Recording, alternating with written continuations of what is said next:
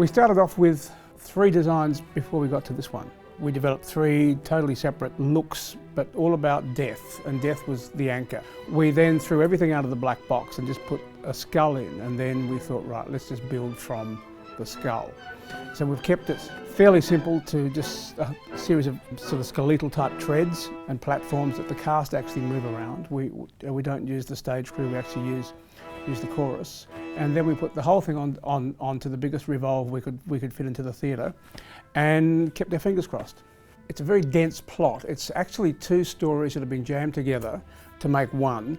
And originally when the first version was performed, the audiences knew the names and the characters from the 2 stories that were put together with a similar plot line.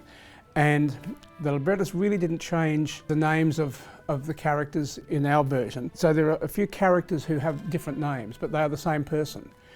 And the original audiences knew what was going on. So what we've had to do is to try and make it intelligible and the plot line able to be followed by a contemporary audience. In which case we've used the conceit of trying to leave people in the same costume all night, so the audiences don't really get confused as to who's doing what.